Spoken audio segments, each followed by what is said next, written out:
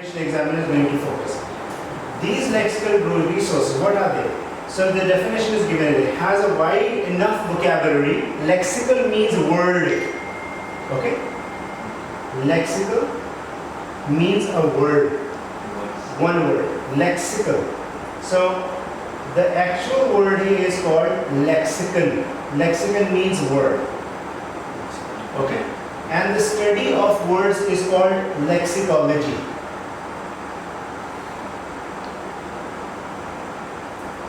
Study of words is called lexicology. This is just extra information. It's nothing to do with your IELTS speaking module. So let's come back to that part. And that is wide enough.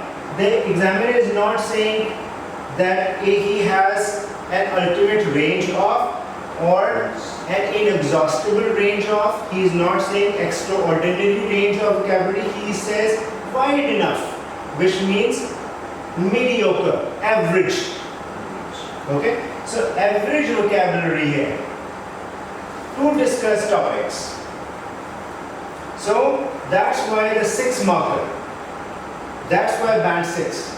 So I hope that you have this complete and clear understanding of why examiner is putting that person on 6 rather than on 9. Alright? So let's take this same module and put it on band 9. Okay? Fair enough? Let's put it on band 9 and let's see what the examiner is talking about. Examiner also talks about grammar and content, but I am going to cover that after that. Alright? So these are the 2 aspects which I am to do after that. For example, grammatical range and accuracy, which is the grammatical units, and pronunciation, which also takes the toll on you. Alright? So pronunciation.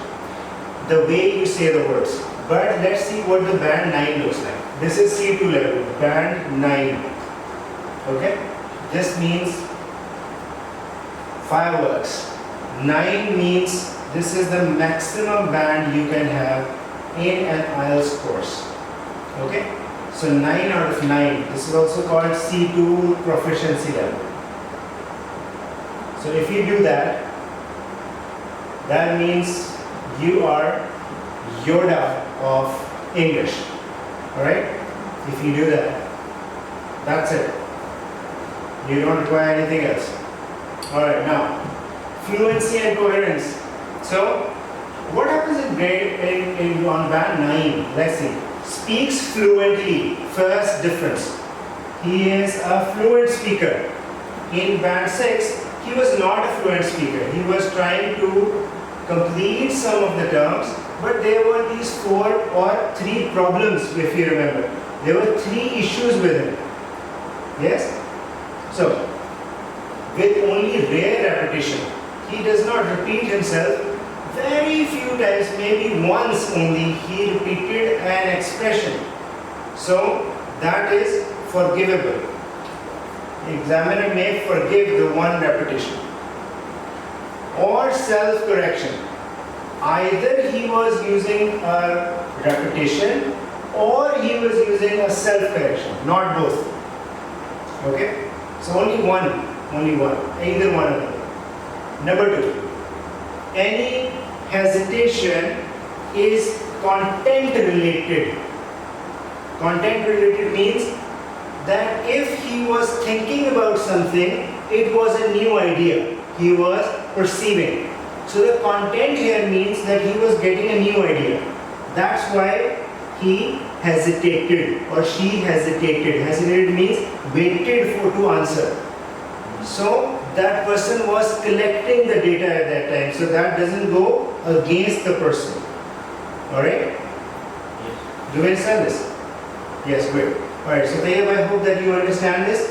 Are you being able to listen to all of it? Yeah, do you have a question, Tayyab, in your mind? Sorry, sir, I'm not sure that I... Okay, that's okay.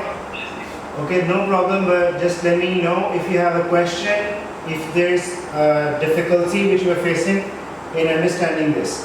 Okay? Yes.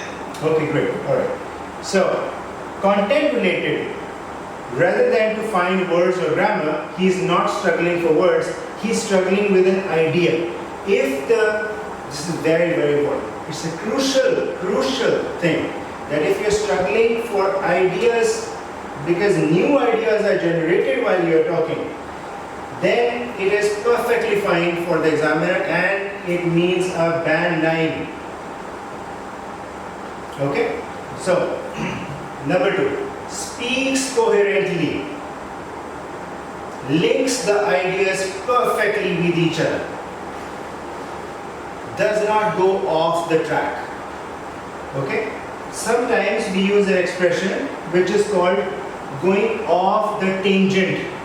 Now, the people who have been into engineering or maths would understand what a tangent is. Alright? So in English we use the expression going off the tangent. Off the tangent means off the chart. You are going somewhere else and the graph is going somewhere else. Alright? Hopefully you can understand this example by graph. So the graph is completely different than what your view is. Alright? So this is called coherency. Do we understand this? Coherency. So this is called speak coherently, means speaking with linking the ideas together. Okay? So for your benefit, I am also writing these words so that you remember. Alright? Now, with fully appropriate cohesive features. So all the ideas gel together. Perfect.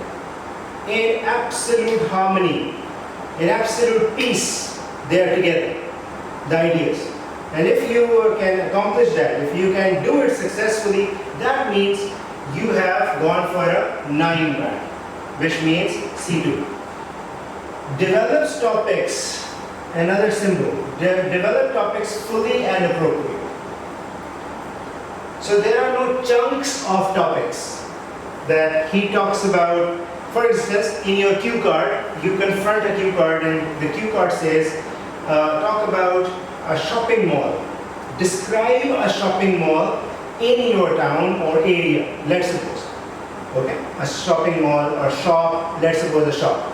Let's narrow it down to a shop. Talk about a shop in your area or in your city which is famous. And then you say, okay, the shop is closer to my hometown. It is famous because it has a local delicacy. We talked about local delicacy. You were not here, you have missed that lesson, which is called local delicacy. So I think so you have to revert back to us, to the academy, which is Beacon Excellence Academy, so that we can actually provide you a little bit of information about that, and also we can update you accordingly. Alright, so the registration and everything would be done on the WhatsApp basis, so please confer to the WhatsApp. Okay. Alright, so local delicacy. So somebody was selling local delicacies and you actually talk about that shop, but then you forget that you have not added any other part of the shop. You have not described the entire shop, you have only described the local delicacy. And then you figure out, okay, that's a problem because the topic is not complete. The topic is not fully and appropriately discussed. So then you figure out there was more information about the shop which you have not shared with the examiner. So that means there is a problem. In band 9, he develops the idea completely and appropriately, which is necessary. Okay, for band 9. So, next one. Lexical resources. Now we have discussed this word lexical resource, and I'm sure that you are aware that what it really means. So, right, so Ahmed, what's your point of view about this, since you're part of this?